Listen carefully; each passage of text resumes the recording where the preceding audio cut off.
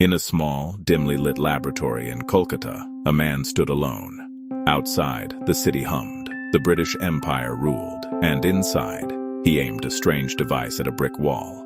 He pressed a button, and across the room, 75 feet away, a bell rang on its own. No wires, no contact, nothing but air between them. The year was 1895. The man had just demonstrated wireless communication for the first time in human history. What if the man who helped invent wireless communication was erased from history? And today, most people on this planet have never heard his name. His name was Jagadish Chandra Bose, and this is his story. Born in 1858 in Bikrampur, Bengal, now Bangladesh, Bose grew up in a family that believed in something unusual for that era. His father, a government official, refused to send him to an English medium school. He wanted his son to first learn his own language, his own culture, his own land. That early rootedness in Indian thought and curiosity about nature would define everything Bose became. At 22, he crossed the ocean to study in England, at Cambridge University, surrounded by the children of Britain's finest families. He studied physics and natural sciences. He was brilliant, he was disciplined, and he was Indian in a world that did not yet know what to do with a brilliant, disciplined Indian. He graduated with honors and returned home, not defeated, not bitter, but burning with something to prove. He took a teaching position at Presidency College in Calcutta, and here, the empire showed its face clearly. The British administration offered him a salary, 1/3 of what his British colleagues received. Same classroom, same students, same results, 1/3 the pay. Bose's response was remarkable. For 3 full years, he refused to accept a single rupee. He taught for free, or rather, he refused to validate a salary that was designed to humiliate him. Eventually, the administration relented. He was paid in full, retroactively for all 3 years. The man had won. Quietly. Completely.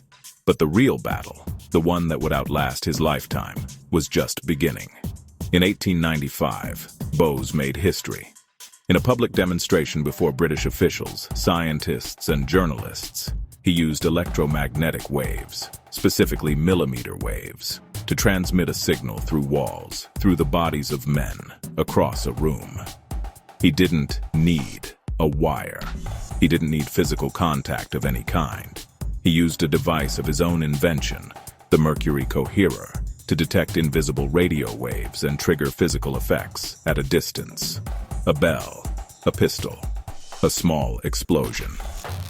The audience sat in stunned silence. Bose had, right there in Colonial Calcutta, done something the greatest minds in Europe were still theorizing about. He had sent a message without wires. He had opened a door the entire modern world would walk through. And then, because he believed science belonged to all humanity, not to patents and profits, he published his work openly, freely, and moved on to the next mystery.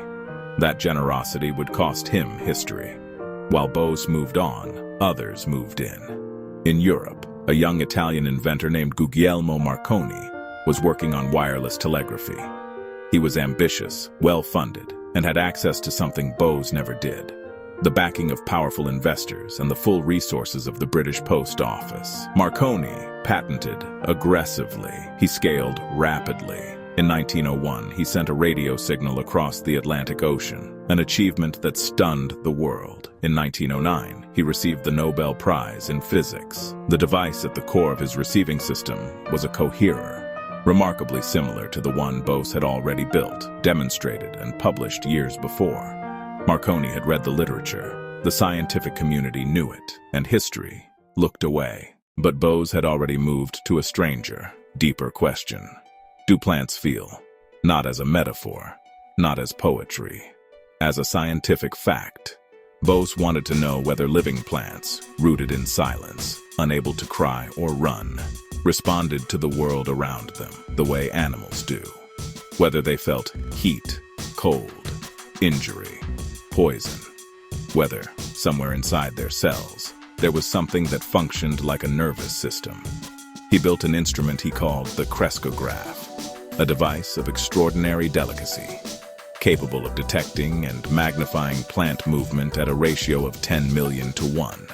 He connected plants to his equipment. He applied electrical stimuli. He introduced poison. He burned them gently.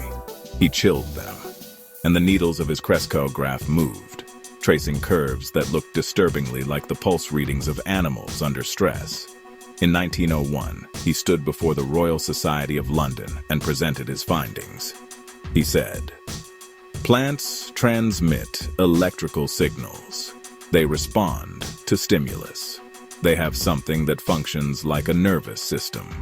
The hall received this with polite British silence, which, in that era, was often indistinguishable from polite British contempt. They questioned his methods, dismissed his conclusions, suggested he was confusing physics with fantasy. Bose returned to Calcutta and kept working. A century later, the field he founded has a name: plant neurobiology.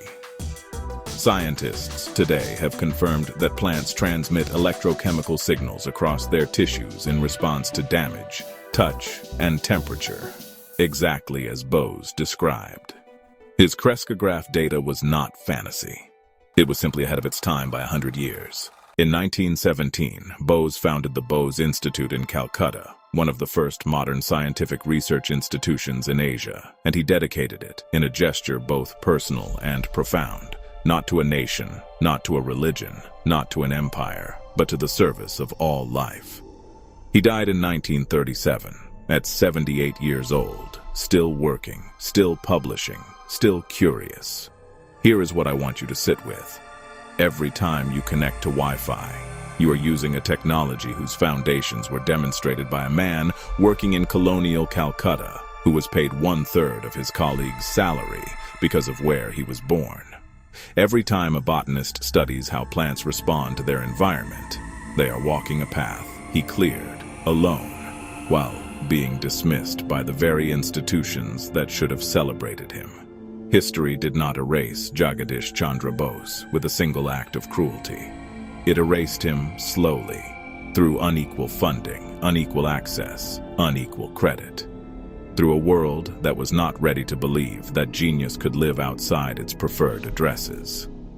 The Institute of Electrical and Electronics Engineers recognized him in 2012. His face is on Indian currency. His institute still produces science. But the question this story leaves behind, the one that should make us uncomfortable, is not about the past. It is about right now, about who we are not hearing, about which laboratories are underfunded, about which voices are being published openly while others file patents, about how many Boses exist today, working in quiet rooms, in countries the world hasn't decided to pay attention to yet. The invisible waves he sent across that room in 1895 are still traveling. Through your phone, through satellites above your head, through the air you're breathing right now. He sent them out freely, for everyone. Once you know, you can't unknow.